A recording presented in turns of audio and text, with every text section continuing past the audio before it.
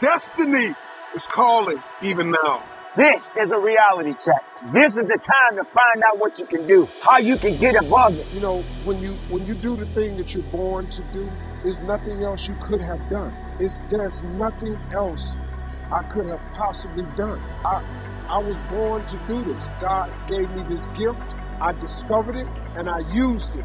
You're surrounded by the change that you created. How can you not believe something that you're just starting to live it has it? Become your identity because it is you.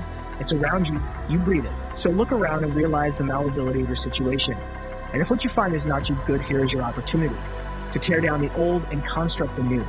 You can do that because you have control. Many of you listening to me have been beautifully equipped to live in a world that no longer exists. But I want to give you a new word for change, and that word is evolution. And you are either going to evolve or expire. See, everything changes. The economy changes, relationship changes. We change mentally and emotionally and physically, and you are either dying or you are either living. Every time you made a change, you got hurt. And so this is why when you hear the word change, there's a mental block. You cannot change because you have equated change with pain. Every time you have changed, you feel pain. I don't care what you believe in. Doesn't matter. I'm not judging anybody. Let's say my business job. You get to heaven, I'm 300 pounds, and sit down. I was a top ropes Terminator my whole life, and we're sitting down just like this, your job, and I'm there.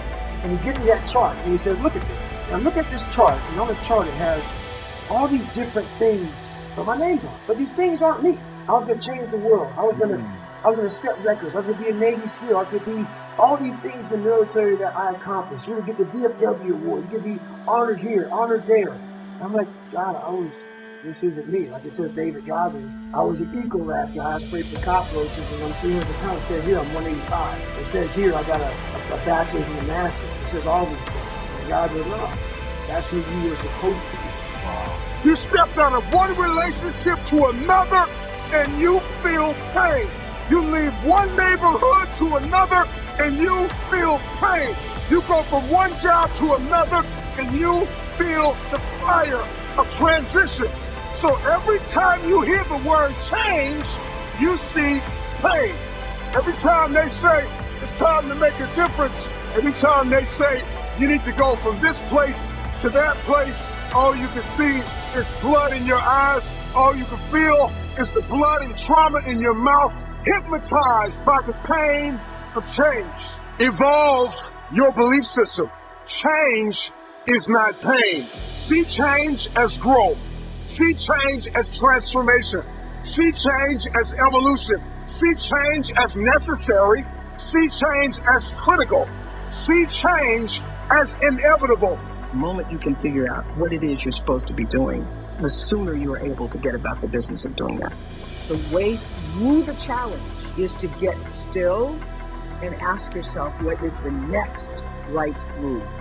Not think about, oh, I got all of this to do. What is the next right move? And then from that space, make the next right move and the next right move. And not to be overwhelmed by it because you know your life is bigger than that one moment. You know you're not defined by what somebody says is a failure for you. Because failure is just there to point you in a different direction. I've learned to appreciate living in the moment, and I ask that you do too. I'm asking this graduating class, those of you here, I've asked all of my viewers in America and across the world to do this one thing. Keep a grateful journal. Every night, list 5 things that happened this day. It's within your grasp. So start the new movie, the new story, and make yourself a hero. And set out to find yourself again. Where's your finish line? What's your maximum? Ever think about that question? What is your indication that you've hit your peak?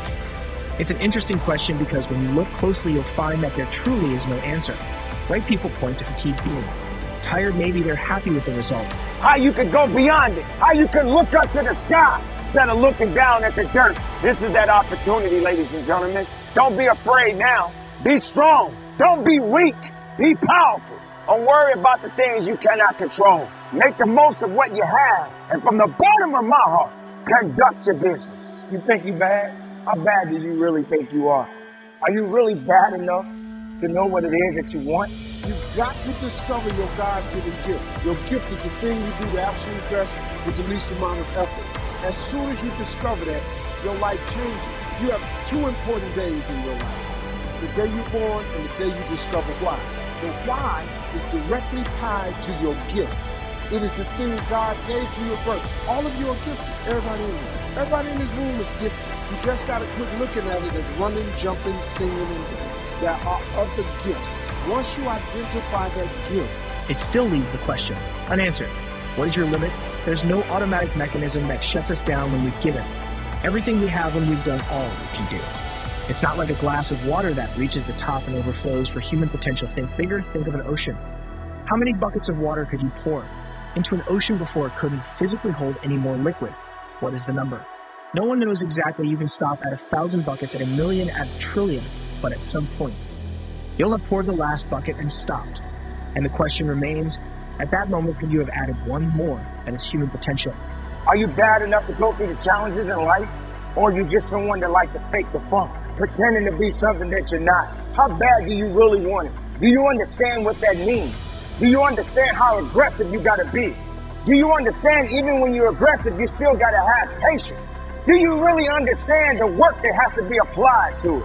Because you can want all day long, but if you don't apply action to it, then how can you achieve? How can you achieve the greatness that's within you? How bad do you really want it? Do you want what's coming? Or do you even understand what's coming? Can you even comprehend it? A lot of people ain't ready for it. Maybe you're not ready for it. The Bible says your gift will make room for you and put you in the presence of great men. That's what your gift is. You got to discover that. Just sit down with yourself and think, what is it you do the absolute best with the least amount of effort? What is that? That's what you... If teaching is your thing, teaching is it. If connecting the dots, networking is it, networking it is. Is some people are careful people better. Some people babysit. You know, come on, man, do what you got to do. Because babysitters turn into daycare centers. Daycare centers turn into businesses.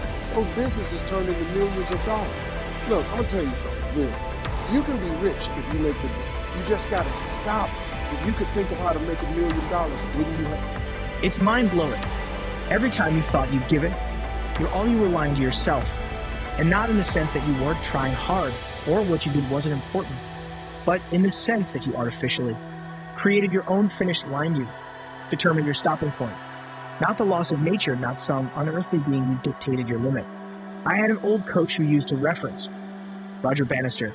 He was the first person to break the 4-minute mile, a feat that at the time was simpler. Unheard, please do watch our other motivation videos on the screen now. Thank you.